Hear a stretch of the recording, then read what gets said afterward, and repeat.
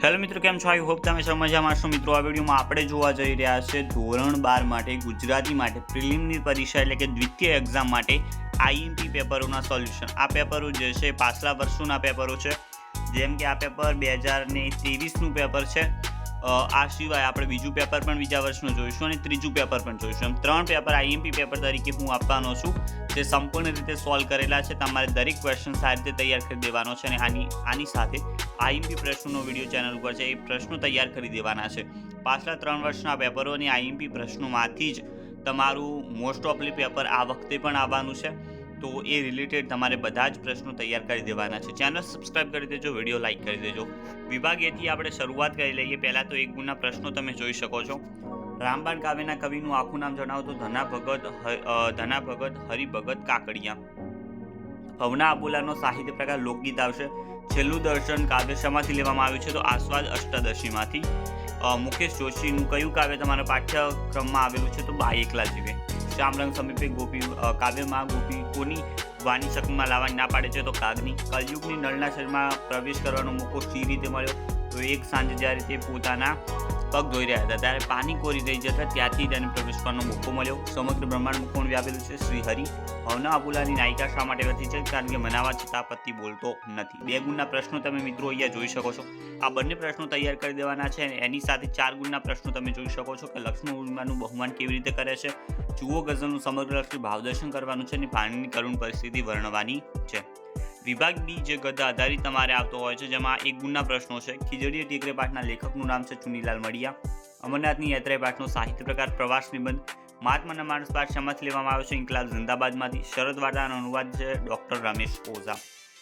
એક માર્ક્સના પ્રશ્નો છે. મણિભાઈને શી શિક્ષા થયેલી તો જલની શિક્ષા થઈ હતી. વિનોબાએ કયા વ્રતનું પાલન બરાબર કર્યું હતું તો સત્ય, અહિંસા અને બ્રહ્મચર્ય. અમરનાથ યાત્રા કયા સમયમાં સરળ પડે છે તો અષાઢ કે શ્રાવણ માસમાં. ભાવશ્રીને શ્રી પ્રભાશંકર પ્રત્યે કેમ આદરમાન હતું? 2 માર્ક્સના પ્રશ્નો તમે જોઈ શકો છો. અહીંયા બંને પ્રશ્નો તૈયાર કરી દેવાના છે. 4 માર્ક્સના પ્રશ્નો 3 આપેલા છે. ઉષ્ણુ વાગનાર નિબંધના શીર્ષકની યથાર્થતા પાઠ નંબર 6. યુધિષ્ઠિરને શા માટે વિષય થાય છે પાઠના આધારે સમજાવવાનું છે. પાઠ નંબર 10માંથી મળી જશે. દેવરાજના મનોમંથન અને તેના અરમાનોને તમારા શબ્દોમાં વર્ણન કરવાનું છે. પાઠ નંબર 18માંથી મળી જશે. વિભાગ સી જે ગ્રામર વિભાગ આવતો હોય છે. પહેલા સમાનાર્થી છે કલેવર, તો એ આવશે દેહ એટલે આવશે ખોળિયું. સ્નિગ્ધ એટલે આવશે સુવાળું અને સુવાળું એટલે આવશે કોમળ. તાસીર એટલે પ્રકૃતિ અને પ્રકૃતિ એટલે આવશે સ્વભાવ. સલીલ એટલે વારી એટલે કે જળ અને કાનન એટલે અરણ્ય એટલે કે જંગલ. વિરુદ્ધાર્થી શબ્દ લખી વાક્યનો અર્થ ન બદલાવવો જોઈએ. તો શ્રાવણ માસ અનુકૂળ રહે છે તો એમાં પ્રતિકૂળ કરી રહેતો નથી. એ રીતના તમારે બનાવી દેવાનું છે, જે રીતે વાક્યો બદલાય નહીં. આમાં નૈસર્ગિક અને અફરનું વિરુદ્ધાર્થી આવશે કૃત્રિમ અને અનિશ્ચિત. મહેરબાનીનું આવશે અવકૃપા. અહિંસાનું હિંસા અને સંમતનું અસંમત આવશે. બાકી વાક્ય બનાવી દેજો, બદલાવો અર્થ ન જોઈએ. શબ્દ સમૂહ જોઈ શકો છો. કપાસ કે એરંડીનું સૂકું લાકડું આવશે સાંઠી. પોતાના સંબંધિત જ્ઞાન ધરાવનાર આત્મજ્ઞાની. ચાલવાનો અવાજ પગરવ. ઘરડીનાનું બેઘર. પોતાનું કામ પોતાની જાતે કરે તે સ્વાવલંબન. શિષ્ટ રૂપ આપવાનું છે. આણે એટલે કે લાવે અને ખેપનો મિત્રો તમારે કમેન્ટ કરી દેવાની છે. હું પિન કરી દઈશ તમારી કમેન્ટ. શબ્દોની સાચી જોડણી. શિસ્તબદ્ધ તો કંઈક આ રીતના લખાશે. શિસ્તબદ્ધ ઓકે. મિલકતમાં મીને પાછળ આ રીતના કરી દેવાનું છે. બાકી બધું એનું એ જ રહેશે. સૌંદર્યમાં સૌ ઉપર આ રીતના ઠપકું નથી કરેલું આમાં, તો એના ઉપર એ કરી દેવાનું છે. બાકી એવું રહેશે. એની નીચે પછી કૌંસમાં આપેલા પ્રમાણે તમારે કરવાનું છે, જે મિત્રો જોઈ શકો છો. આ વખતે પણ તમારે આવવાનું છે. 6 થી 7 જે છે વાક્યો આપેલા હોય છે. કોઈ પણ 6 લખવાના છે અને 2 લખો એટલે 1 માર્ક્સ મળે. એમ કુલ 3 માર્ક્સનું પૂછાતું હોય છે. જરૂરથી તૈયાર કરી દેજો. નીચે રૂઢિપ્રયોગના અર્થ આપવાના છે. અહીંયા તમે મિત્રો જોઈ શકો છો. રૂઢિપ્રયોગનો અર્થ આપવાનો છે. જોખીને બોલવું, ખૂબ વિચારીને બોલવું, દાખલો કરવો એટલે કે મહેનત કરવી. સૂચના પ્રમાણે અહીંયા પણ તમારે કરવાનું રહેશે, જે કે લેખન રૂઢિ સુધારવાની છે. વાક્યમાં ભાષા શુદ્ધ કરવાની છે. પદક્રમમાં ગોઠવવાનું છે અને પ્રત્યય સુધારવાનો છે. નીચે પછી સંકુલ અને સંયુક્ત જે વાક્ય હોય છે અને સાદા વાક્યોમાં ફેરવવાનું તમારે આવતું હોય છે. એ પણ 3 જે છે વાક્યો આવતા હોય છે. અને સંયુક્ત કે સંકુલ વાક્યમાં તમારે ફેરવીને લખવાનું હોય છે સાદા વાક્યને. તો એ પણ તમે અહીંયા જોઈ શકો છો. 3 વાક્યો આપતા હોય છે, જે સાવ સરળ હોય છે.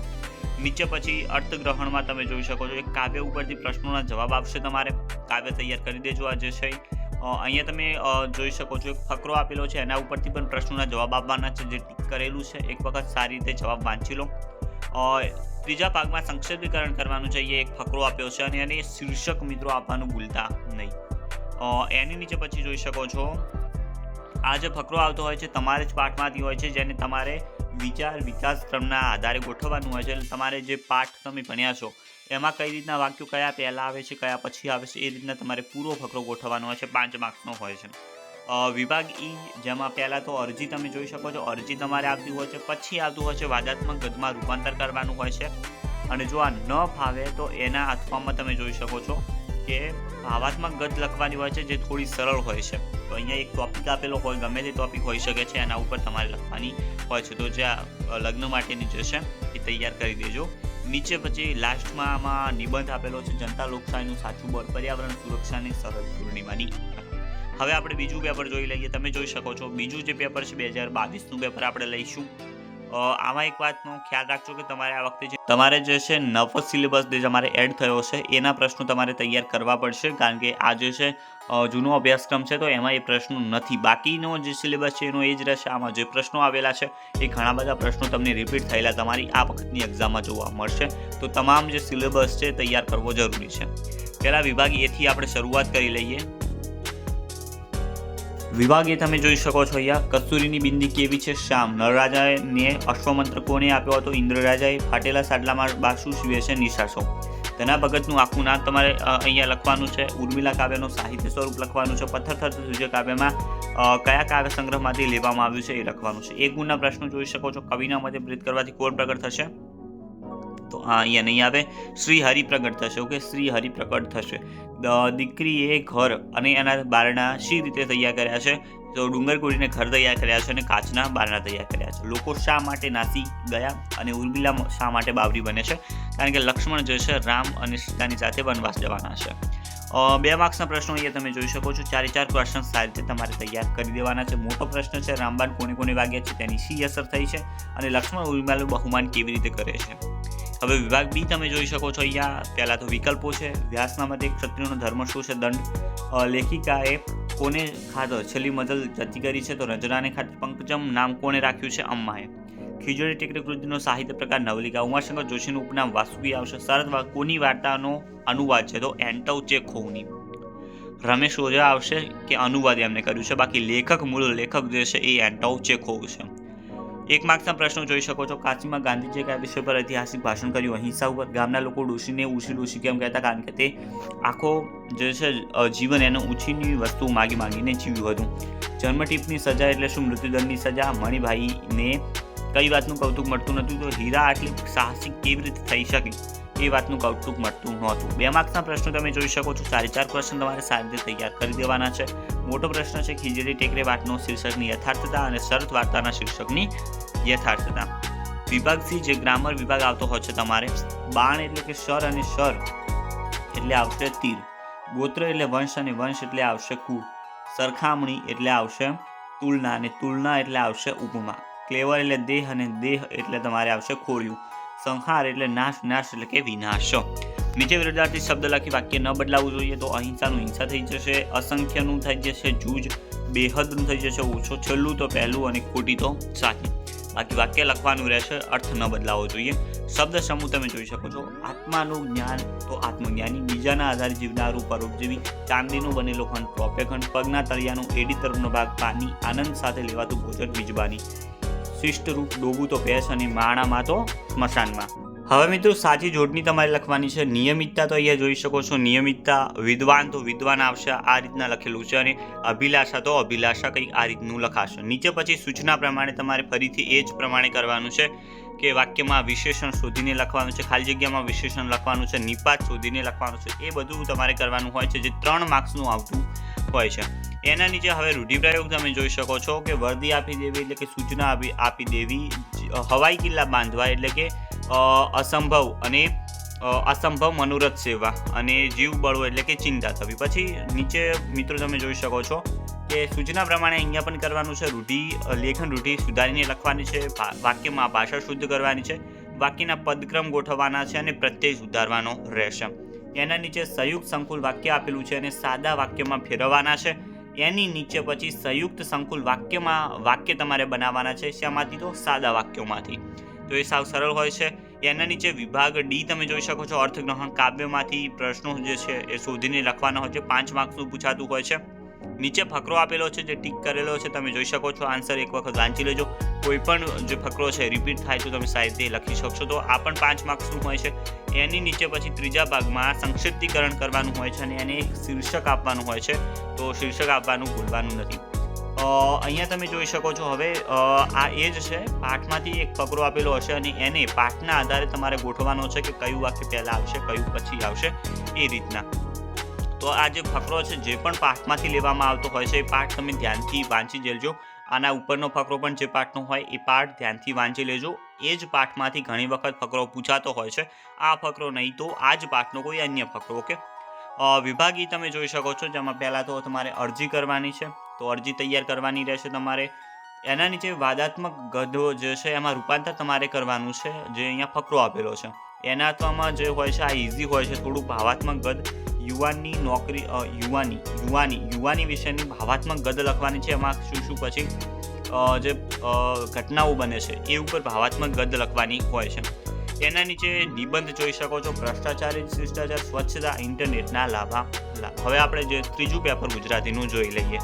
અહીંયા મિત્રો જે તમે પેપર જોઈ રહ્યા છો એ હવે 2024નું ગુજરાતીનું પેપર છે. એ પણ તમે જોઈ શકો છો. સોલ્યુશન કરેલું છે કે નાયિકાએ શાનું આંધણ મેલ્યું છે? દૂધનું. નલરાજાને અશ્વમંત્ર કોણે આપ્યો છે? ઇન્દ્રરાજાએ. ઈશ્વર દેવ બનીને ક્યાં બિરાજે છે? દેહમાં. એક માર્ક્સના પ્રશ્નો છે. જુઓ કાવ્યના કવિનું નામ. શ્યામ સાધુ. રામ નારાયણ વિશ્વનાથ પાઠકનું ઉપનામ આવશે દ્વિરેફ, શેષ અને સ્વયંવિહારી. પથ્થર થરથર ધ્રુજે કાવ્યના કવિનું નામ આવશે નિરંજન ભગત. એક વાક્યમાં ઉત્તર લખવાનું છે. લોકગીતની નાયિકા કોને સંદેશો લઈ જવાનું કામ સોંપે છે? સાંભળીને. ગોપી શની બિંદી લગાવીને ના પાડે છે. કસ્તુરી. રામબાણ શબ્દનો અર્થ છે પ્રભુની ભક્તિરૂપી બાણ જે ભક્તને પ્રભુની ભક્તિમાં લીન કરી દે. સમગ્ર બ્રહ્માંડમાં કોણ વ્યાપેલું છે? ઈશ્વર.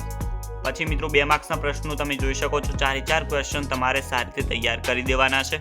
નીચે મોટા પ્રશ્ન છે. બાનો વર્તમાન, બાનો ભૂતકાળ. બા એકલા જેવી કાવ્યના આધારે સમજાવવાનું છે અને ઉર્મિલા કાવ્યના આધારે ઉર્મિલાનું ચરિત્ર ચિત્રણ કરવાનું છે.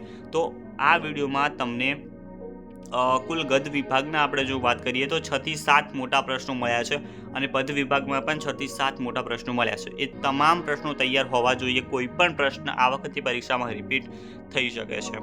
વિભાગ બી તમે જોઈ શકો છો. અહીંયા હીરાને શાનો શોખ હતો? તો ઘરેણાનો. પ્રભાશંકર કયો ચુકાદો ભાવનગરની તરફેણમાં લાવ્યા? તો બંદરી કરાર ભંગનો. ઉપાલીને પહેલા દીક્ષા કોણે આપી હતી? તો તથાગતે. 1 માર્ક્સના પ્રશ્નો છે. શરદ વાર્તાનો અનુવાદ કર્યો છે રમેશ ઓઝાએ. આંસુપીનો ઉજાસ પાઠના લેખકનું નામ છે દિલીપ રાનપુરા અને ઈવા દેવકોનું ઉપનામ છે પ્રફુલ્લ નંદશંકર દવેનું. 1 માર્ક્સના પ્રશ્નો અહીંયા હવે તમે જોઈ શકો છો. લેખકે ઉછીનું માગનારના લોકોને કેવા કયા છે? તો અપરિગ્રહી પણ યાચક વૃત્તિવાળા, દૃષ્ટ, નિર્લજ અને બેદરકાર. બાળપણથી જ વિનોબાનું મન કયા બે સ્થળે જવા તરસતું હતું? બંગાળ, હિમાલય. અમરનાથની યાત્રામાં શેનો અવરોધ વિઘ્નરૂપ છે? તો બરફના ડુંગરા ઓળંગવા એ અવરોધરૂપ છે. દેવરાજ મેરુપુર જઈ શું કરવા ઈચ્છતો હતો? તો દેવરાજ મેરુપરની ધરતી સાથેનો સંબંધ પાછો જોડી આપવા ઈચ્છતો હતો. 2 માર્ક્સના પ્રશ્નો જોઈ શકો છો. 4 ક્વેશ્ચન આપેલા છે. 4 સારી રીતે તમારે તૈયાર હોવા જરૂરી છે. એના નીચે સવિસ્તર મોટા પ્રશ્નો આવતા હોય છે. જે પંકજમની હકીકત જાણ્યા પછી નાયકે કયું મનોમંથન અનુભવ્યું અને એના આત્મામાં છે ખીજડીએ ટેકરે પાઠના શિક્ષકની યથાર્થતા ચર્ચવાની છે. તો જે ક્વેશ્ચન અહીંયા આપેલા છે સારી રીતે તૈયાર હોવા જરૂરી છે. એની નીચે સેક્શન સી આવશે જે છે ગ્રામર વિભાગ. સમાનાર્થી શબ્દો જોઈ શકો છો. સ્નિગ્ધ એટલે આવશે સુવાળું અને સુવાળું એટલે આવશે તમારે કોમળ. જવાબ અહીંયા જોઈ શકો છો. ભીતિ એટલે આવશે ડર અને ડર એટલે આવશે બીક. જે પણ અહીંયા જવાબ જોઈ શકો છો. હાટ એટલે દુકાન અને બજાર આવશે. વસુધા એટલે ધરતી અને પૃથ્વી આવશે. હઠ એટલે ચક અને જીદા આવશે. ઓકે. એના નીચે રૂઢિપ્રયોગ વિરુદ્ધાર્થી શબ્દો જે છે વિરુદ્ધાર્થી શબ્દ લખવાનો છે. અંડરલાઇન કરેલા શબ્દની જગ્યાએ અને વાક્ય બદલાવવું ન જોઈએ. તો એના મૃદુ ભાષી સાથીદારનો ઠપકો પણ ખમતો. તો એના કઠોર ભાષી સાથીદારોનો ઠપકો પણ ન ખમતો. શાંતિનો અશાંતિ કરીને તમારે વાક્ય બેઠું લખવાનું નથી, પરંતુ એમાં નકારાત્મક બનાવી દેવાનું છે. વાક્યનો અર્થ ન બદલાવો જોઈએ. જાકારો તો આવકાર કરીને વાક્ય બનાવવાનું છે. અસભ્યનું સભ્ય અને યોગ્યનું અયોગ્ય કરીને વાક્ય બનાવવાનું રહેશે. પછી છે શબ્દ સમૂહ. શિવનું ભયાનક તાંડવ નૃત્ય આવશે તાંડવ. સુંદર સુકોમળ સુપ્રમાણ દેહ યશ્રી. સ્વાદ વિનાનું ખાવાનું વ્રત આસ્વાદ વ્રત. વેદનો અંતિમ ભાગ વેદાંત. નીલા રંગનું મની, નીલા રંગનું વસ્ત્ર નીલાંબર. શિષ્ટ રૂપ આપવાના છે. વાયડી તો શ્રી આવશે. ડાંફ એટલે પગલું આવશે. સાચી જોડણી લખવાની છે. નિરીક્ષણ અહીંયા તમે જોઈ શકો છો. નિબંધ પણ લખેલો જોઈ શકો છો. આશીર્વાદ પણ લખેલા જોઈ શકો છો. નીચે પછી ખાલી જગ્યાઓમાં તમારે જે સૂચના પ્રમાણે કરવાનું હોય છે, સૂચના આપેલી છે. પહેલામાં વિશેષણ તમે જોઈ શકો છો, વિશેષણ શોધેલા જ છે. પછી વિશેષણ લખવાનું છે તમારે, એ પણ જોઈ શકો છો તમે. નિપાત અહીંયા શોધવાનો છે, તો જે નિપાત પણ શોધેલો જોઈ શકો છો. એમ તમામના જવાબ અહીંયા આપેલા છે, તો એક વખત સારી રીતે આને વાંચી લેજો. નીચે રૂઢિપ્રયોગ તમે જોઈ શકો છો. ખાતર પાડવું એટલે કે ચોરી કરવી, આપ ફાડવું એટલે ખૂબ દુઃખ પડવું અને મનના પગ થઈ જવા એટલે ચાલી ચાલીને થાકી જવાથી પગ ભારી થઈ જવા. એના નીચે પછી તમારે કૌંસમાં આપેલા પ્રમાણે તમે જોઈ શકો છો, કૌંસમાં જે પ્રમાણે છે એ પ્રમાણે વાક્ય બનાવવાના તમારે રહેશે. એના નીચે પછી સંયુક્ત અને સંકુલ વાક્યને સાદા વાક્યમાં ફેરવવાના છે. એના નીચે સાદા વાક્યને સંયુક્ત અને સંકુલ વાક્યમાં ફેરવવાના છે. વિભાગ ડી તમે જોઈ શકો છો, એક ફકરો અહીંયા આપેલો છે, કાવ્ય છે, જેના ઉપરથી 5 પ્રશ્નો શોધવાના છે તમારે. નીચે પછી બીજો ફકરો આપેલો છે ગદ્ય રૂપે, જેના 5 પ્રશ્નો તમે અહીંયા જોઈ શકો છો. એના નીચે ત્રીજા ભાગમાં સંક્ષિપ્તીકરણ કરવાનું છે. પછી વિચારક્રમના રીતે ક્રમમાં ગોઠવવાનું તમારે રહેશે. આ પણ મણિભાઈવાળો જ પાઠ છે. મેં ઉપર જ કહ્યું કે જે પાઠ અહીંયા આપેલા છે સારી રીતે વાંચી લેજો. વિભાગી તમે જોઈ શકો છો, એમાં પણ અરજી છે. પહેલી તો મ્યુનિસિપલ કમિશનરની અરજી લખેલી છે. એના નીચે વાદાત્મક ગદ્ય તમે જોઈ શકો છો, આને ફેરવવાનું છે. એ ન લખવું હોય તો મધ્યમ વર્ગની મુશ્કેલીઓ એ વિશેનું ભાવાત્મક ગદ્ય તમારે તૈયાર કરવાનું છે, જે થોડું ઇઝી હોય છે. અને નિબંધ જોઈ શકો છો, પ્રવાસનું જીવન ઘડતરમાં સ્થાન, ઇન્ટરનેટ આશીર્વાદ, અભિશાપ અને હેમંતનું પરોઢ. તો મિત્રો, આ હતા ગુજરાતીના 3 પેપરો, જેના સંપૂર્ણ સોલ્યુશન આપણે જોયા. અને જો તમારે વધુ માર્ક્સ લાવવા હોય તો 3 પેપરનો એક ક્વેશ્ચન તૈયાર હોવો જોઈએ. અને આની સાથે આપણે જે IMP ક્વેશ્ચન આપ્યા છે, જેનો વિડીયો ચેનલ ઉપર મળી જશે, તો આ તમામ પ્રશ્નો જે છે સારી રીતે તમારે તૈયાર કરી દેવાના છે. મળીશું નવા વિડીયોમાં. ત્યાં સુધી ગુડ બાય.